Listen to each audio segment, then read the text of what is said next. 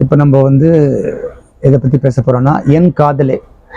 காதல்னாலே வந்து எல்லாருக்குமே ஒரு பிடிச்சமான வார்த்தை, எங்கன் ஓல்ட லைக். இது வந்து என் காதலே. காதல் பண்ணின புரட்சி தான் தெரியும் அந்த படங்கள், பரத் அண்ட் சந்தியாவோடது.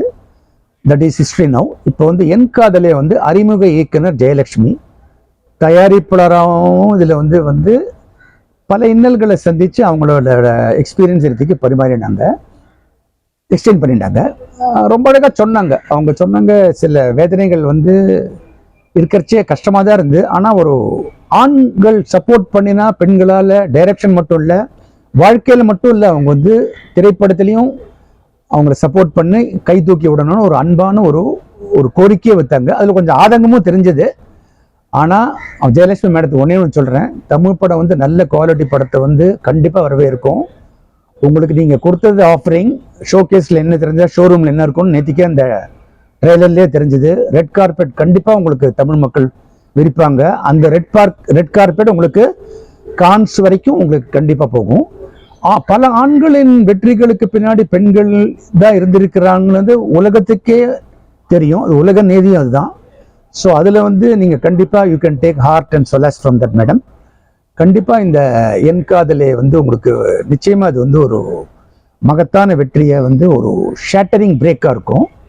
கண்டிப்பாக வந்து பல இயக்குனர்கள், பல பார்வைகள் உங்கள் மேலே படும். பல ஹீரோக்கள், பல கேரக்டர் ஆர்டிஸ்ட் எல்லாருமே உங்கள் படத்தில் நடிக்க விரும்புவார்கள். இது வந்து உங்களுக்கு டிப் ஆஃப் த ஐஸ்பர்க்னு தான் சொல்லலாம். அப்புறம் படத்தின் நாயகர் வந்து லிங்கேஷ் வந்து நல்லாவே பேசினார்.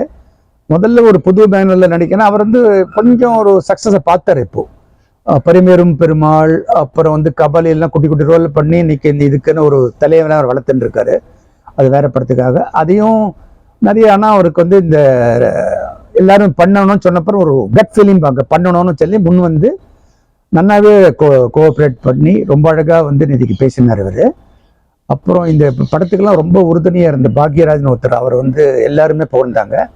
இந்த மாதிரி பின்னாடி இருந்து எதிர்பார்க்குற மக்கள் வந்து ரொம்ப குறைச்சல். அவங்க அந்த மாதிரி மக்கள் இருக்கிறச்சே தமிழ் பட உலகத்துக்கு வந்து பெரிய வரப்பிரசாதம். அப்புறம் படத்தில் வந்து 2 ஹீரோயின் இருக்காங்க. லியான்னு வந்து இந்த கதைக்கு ஏற்ற மாதிரி அவங்க வந்து பிரிட்டிஷ்கெல்லாம் நம்ம தமிழ் கலாச்சாரத்தை வந்து ரிசர்ச் பண்ணணும்னு இந்தியா வராங்க.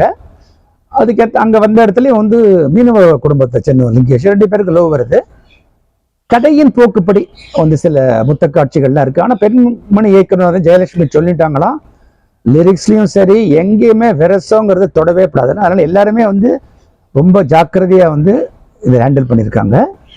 அப்புறம் இன்னொரு கேரக்டர் வந்து திவ்யா தாமஸ். அவங்க நேற்றுக்கு அடுத்த பிளாட்ஃபார்ம் பேசலை, படத்தில் அவங்க பேசியிருப்பாங்கன்னு நினைக்கிறேன். சில பேர் வந்து அவங்க work will do the docking பாங்க. அவங்களும் ஒரு இம்பார்ட்டன்ட் கேரக்டர் பண்ணியிருக்காங்களாம். மியூசிக் வந்து சாண்டிஸ்ட் எல்லாம் அவங்களும் வந்து சாங்ஸ்லாம் வந்து ரொம்ப ஒரு டச்சிங்காக இருந்தது. லிரிக்ஸ் வந்து சந்துரோட லிரிக்ஸை பற்றி எல்லாருமே பேசினாங்க. சில கெஸ்ட் ஆஃப் ஆனர்ஸ்லாம் வந்து இதுக்குன்னே வந்து ஸ்பெஷலாக டைப் ஒதுக்கி வாழ்த்தினார்கள். எல்லார் வாழ்த்துக்களோடும் ஜெயலட்சுமி மேடம், நீங்கள் செகண்ட் ரவுண்டுக்கு ரெடி ஆகிடுங்க. நன்றி.